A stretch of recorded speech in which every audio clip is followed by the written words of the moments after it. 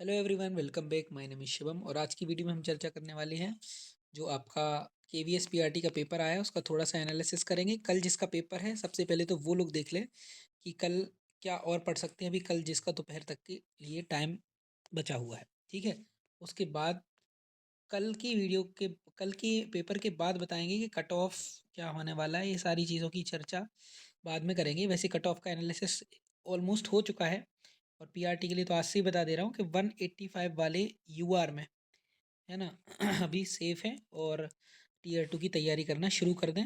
और थोड़ा सा डेटा आ जाएगा तो मैं आपको क्लियर बता दूंगा, लेकिन आपके लिए तैयारी करना शुरू कर देना। ठीक है, तो रीजनिंग की चर्चा हम नहीं करेंगे। जस्ट हमें ये अभी आंसर की से मतलब नहीं है ज़्यादा, है ना। हमें ये मतलब है कि कल क्या आ सकता है इसी तरह के प्रश्न, तो थोड़ा सा और आप क्या पढ़ सकते हो थोड़ा सा, है ना। वैसे तो मैं इस चीज़ पे बिलीव नहीं करता कि लास्ट मोमेंट पे पढ़ना चाहिए, बट आजकल अनप्रिडिक्टेबल पेपर आ रहे हैं तो थोड़ा बहुत पढ़ भी लेना चाहिए। कई बार हमें रिजिड नहीं रहना चाहिए कि जो चीज़ चलती आ रही है ना। तो समय के साथ बदलने की ज़रूरत होती है। चलो शुरू करते हैं।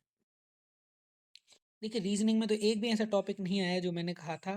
मैंने आपसे जो टॉपिक्स छोड़ने के लिए बोला था उनमें से एक भी टॉपिक नहीं आया, ये अच्छी बात थी और थोड़ा सा मुझे सही लगा। एटलीस्ट मैंने जो एनालाइज किया था वो सही निकला।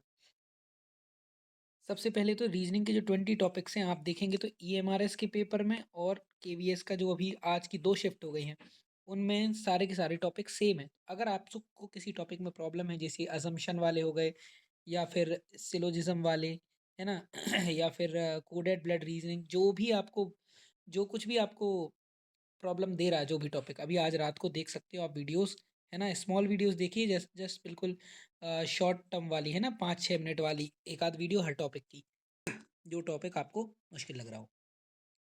मैथ्स में बोर्ड मार्क्स से आ रहा है वो आपसे आ जाएगा, है ना। जैसे एक ये क्वेश्चन है मैथ्स में, कि ये क्वेश्चन में एक्चुअल में जो लोग कुछ लोग पर्सनल गाइडेंस ले रहे थे मुझसे, मैंने उनको बताया था कि यही क्वेश्चन, इसी तरह के क्वेश्चंस आएंगे वर्क इन टाइम में, जो कि एफिशिएंसी इनटू टाइम पर बेस्ड होंगे।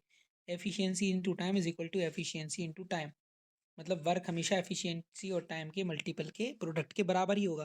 तो इस पर बेसिस, है ना, 8 × 25 मतलब 200, तो यहाँ आना चाहिए 5 × 40, तो इसका आंसर 40 होना चाहिए।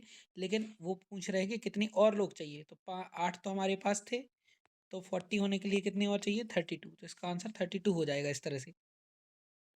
फिर एक ये क्वेश्चन आ रहा है, ईजी है, सब लोग बना लेंगे ये वाला।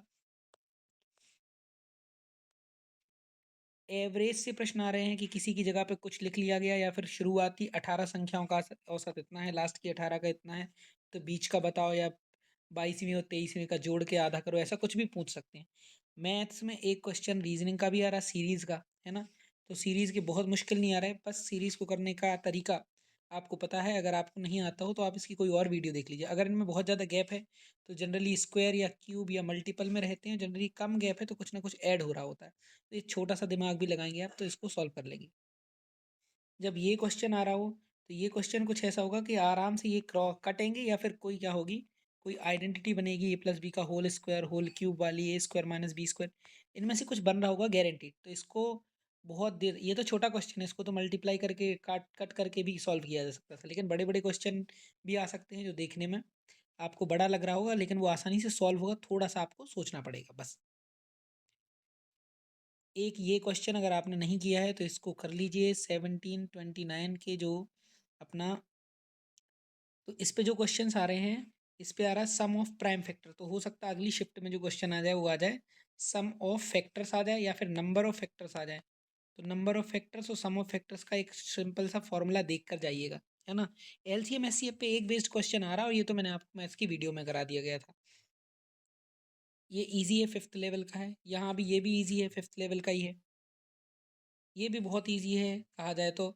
दो संख्याओं में एक संख्या का 5%, मतलब एक्स का 100, एक्स का 5% इक्वल है वाई का 2% के, है ना। तो इस तरह से आप एक्स अपॉन वाई की वैल्यू आ जाएगी 2/5, एक्स रेशियो वाई मिल जाएगा आपका 2/5।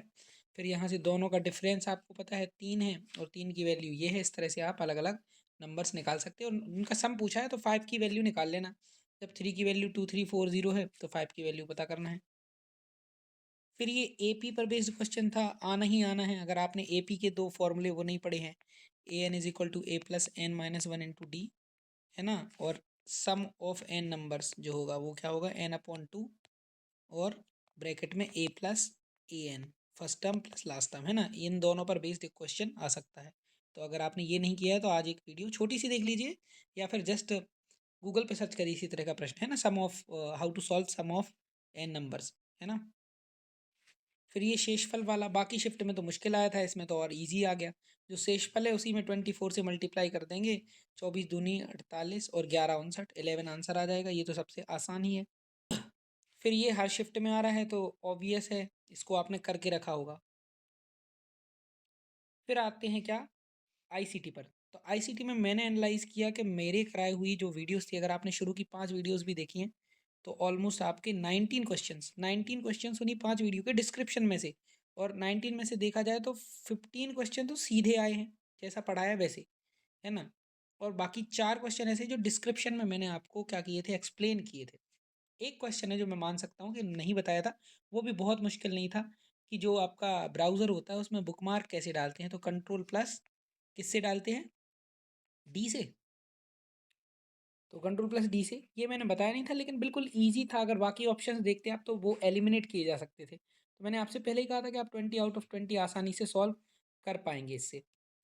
पहला क्या है, इनवैलिड आईपी एड्रेस क्या है। तो आईपी एड्रेस जो IPv4 है उसके हिसाब से 4 डॉट से सेपरेट रहते, तो 4 डॉट सब में दिख रहा है, बिल्कुल दिख रहा है। और नंबर्स होना चाहिए वो 0 से 255 के बीच में होना चाहिए। दूसरी चीज़, तो सब में दिख रहा है इसको छोड़कर, है ना। तो ऑप्शन 1 इसका सही आंसर हो जाएगा, कि वो इनवैलिड है, क्योंकि इसमें 302 आ रहा। दूसरी चीज़ एक और ध्यान रखिएगा, कि ये ये तो चल जाएगा, लेकिन 0 1 नहीं चलेगा। ऐसा .01 नहीं होगा, .0 चल जाएगा, .1 चल जाएगा, है ना। यूटिलिटी सॉफ्टवेयर जो कुछ यूटिलाइज करने के काम में है ना, विनरार, क्या MS ऑपरेटिंग सिस्टम में ऑटोमेटिकली आता ही इंस्टॉल्ड है ना पहले से, MS पेंट, ये सब तो हम अलग से डालते हैं। फिर वही, फिर पूछा गया कि ये सब क्या है, इमेजेस वीडियोस हाइपर लिंक्स का कलेक्शन, है ना, क्या है, वेब पेज है। ये क्वेश्चन रिपीट हो गया, मैंने आपको EMRS के सॉल्यूशन में कराया था।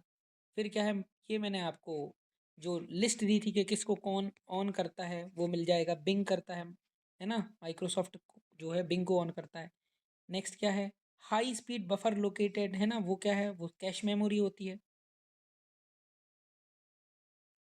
इनपुट डिवाइस बताना, तो जॉयस्टिक, गेम खेलते हैं हम, इनपुट आउटपुट पता है कि ये क्वेश्चन आना ही है इससे। किसको साइबर क्राइम नहीं कह सकते, ऐसा क्वेश्चन मैंने 4 बार कराया होगा आपको हर वीडियो में, है ना।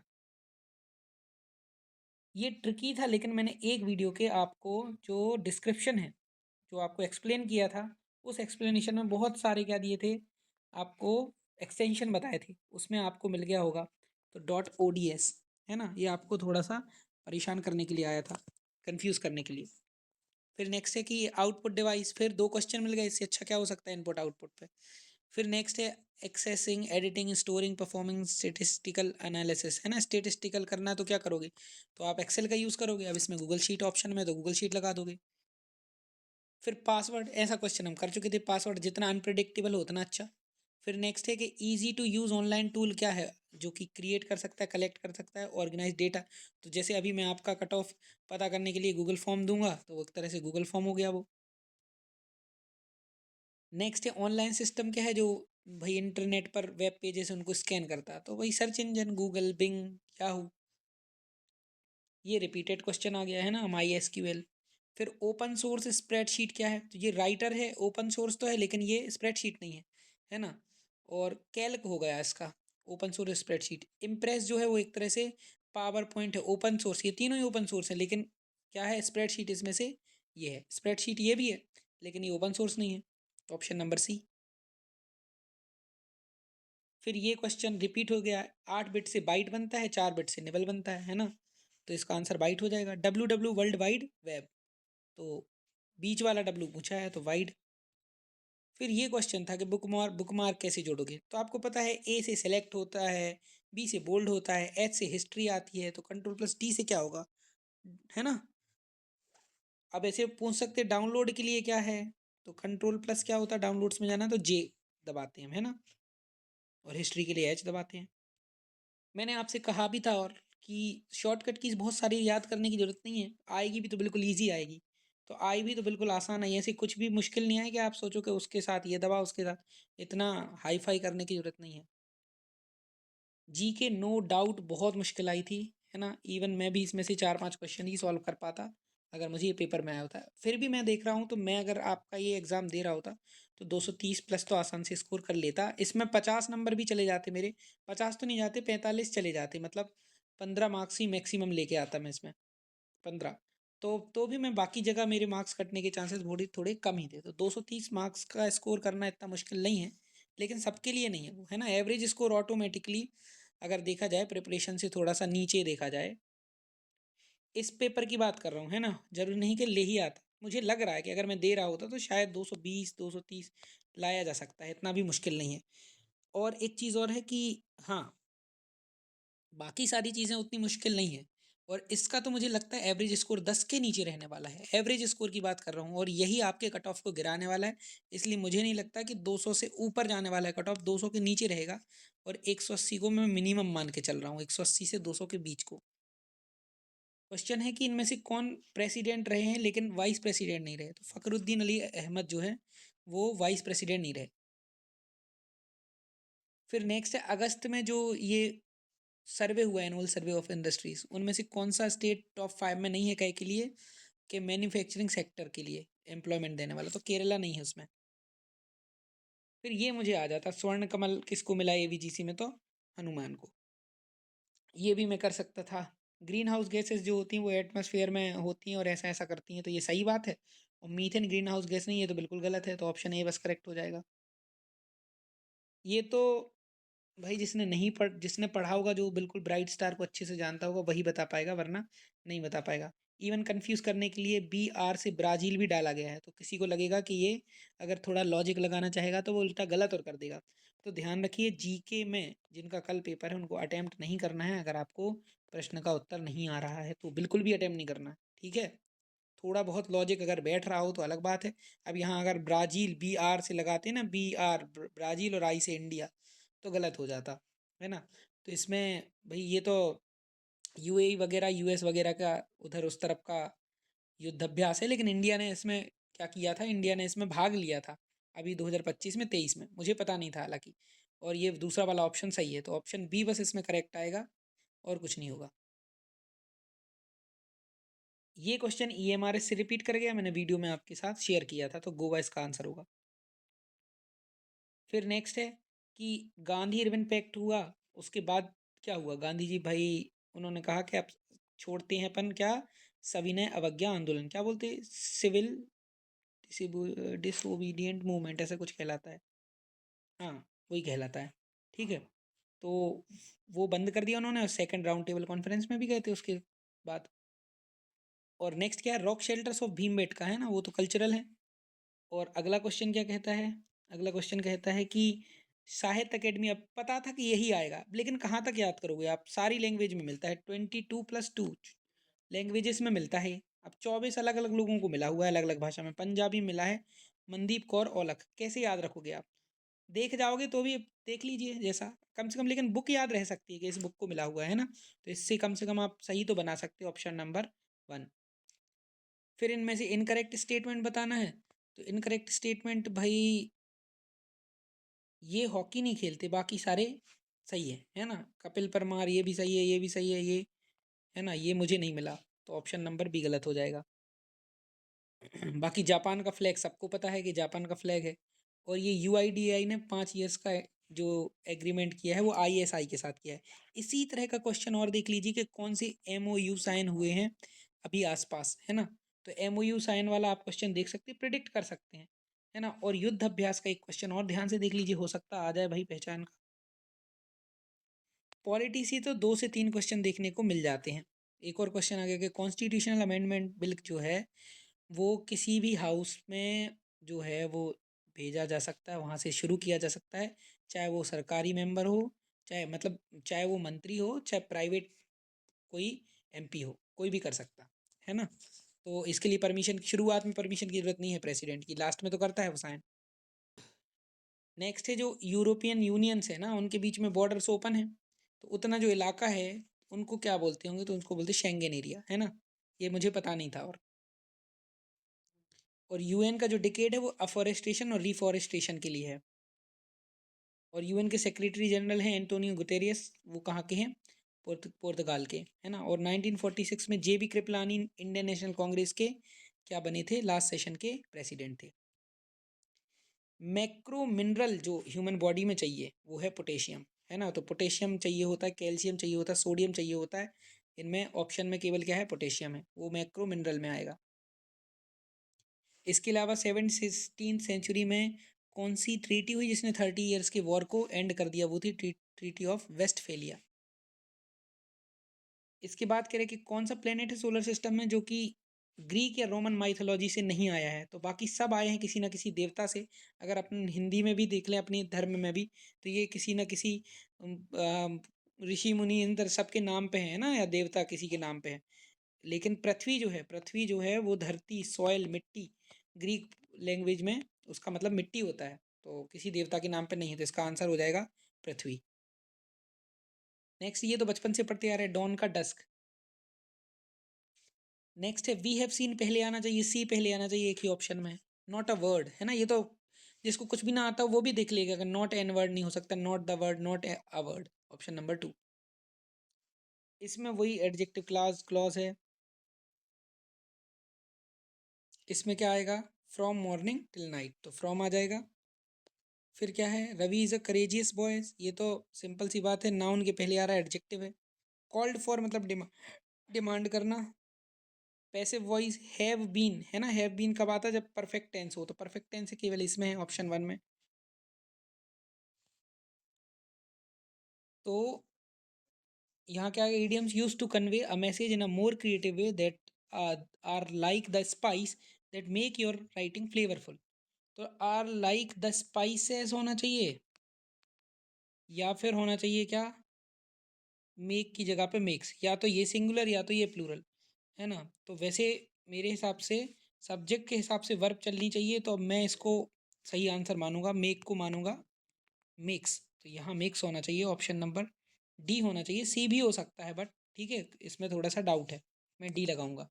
इनॉर्मस मतलब होता है ग्रैंड, है ना, ये अपनी वीडियो में से आ गया, जो हमने इंग्लिश की वीडियो पढ़ी थी, तो उसका मतलब है वास्ट, बड़ा, व्यापक। मीरा कृष्ण की अनन्य भक्ति, भित्ति मतलब दीवार कहलाता है। रवि का मतलब है सूर्य। अपने व्यय पर नियंत्रण रखिए क्योंकि क्या, चादर से बाहर पैर पसारने वाले को सदा कष्ट होता है, तो ये तो उसमें बैठ रहा है, सब पे बन जाएगी, हिंदी बिल्कुल ईजी थी, है ना। ओ मणि तुम कहाँ जा रही, तो पीछे आना चाहिए प्रश्नवाचक, तो प्रश्नवाचक केवल इसमें है। अब बीच में कहीं प्रश्नवाचक क्यों आएगा, तो ये हो नहीं सकता, बस ऑप्शन नंबर 4 ऑटोमेटिकली एलिमिनेशन से हो गया। रेखांकित, रेखा प्लस अंकित, तो ये तो इजी है। तो संधि विच्छेद पढ़ के जाइए, है ना, अगर आपने संधि विच्छेद अभी तक नहीं पढ़ा है तो संधि का विच्छेद जरूर पढ़ जाइए, देख जाइए, हो सकता है आपके पढ़े में से आ जाए, है ना। विराम चिन्ह को एक बार देख जाइए ध्यान से। फिर ये तो इजी था। कम भोजन करने वाला अल्पाहारी मतलब एक अनेकार्थी शब्द जो है, या एक आर्थी शब्द, अनेक शब्दों के लिए एक शब्द, ये पढ़ जाइए, देख जाइए एक बार, है ना, लिस्ट, और कुछ नहीं। और समास विग्रह हो सके तो समास विग्रह की लिस्ट जरूर देखे जाना, हो सकता है उसमें से आ जाए। वैद्यराज में मर जाना चाहता हूँ पर इस कष्ट में रहना नहीं चाहता। अब पीछे जो है वो क्या आना चाहिए, अब पीछे तो लगा हुआ है पूर्ण विराम, बाकी बची जगह पे क्वेश्चन मार्क कहाँ आएगा, क्वेश्चन मार्क कैसे लग रहा है आपको क्या, तो क्वेश्चन मार्क कहीं लग नहीं सकता। अब बचा हमारे पास ये, तो अब दो बीच बीच में पूर्ण विराम कहाँ से आ जाएंगे, ऑप्शन नंबर 3 इस तरह से आंसर हो जाएगा। तो आज की वीडियो में इतना ही। हमने जाना, देखिए आप समासिक विग्रह पढ़ लीजिए, जी के बहुत ज़्यादा अनप्रडिक्टेबल है, तो अगर आपको लग रहा है कि पार्ट्स ऑफ स्पीच पहचानने वाला पार्ट आपको इंग्लिश में ये सब चीज़ें वीक लग रही, तो सिंपल सी 5-5 मिनट की वीडियोस देख लीजिए जो आपको यूट्यूब पे सही मिल जाती हैं उनको। कंप्यूटर अगर आपको कमज़ोर लग रहा है तो वो 5 वीडियोस देख सकते हैं जो मैंने डाली हैं, 10 में से शुरू की 5 देख लेंगे, आपका काम बन जाएगा। ठीक है, तो आज की वीडियो में बस इतना ही। कल कट ऑफ पे डिटेल में चर्चा करेंगे और दूसरे पेपर के बारे में भी छोटी सी वीडियो डाल दूंगा। Okay, thank you, have a nice day.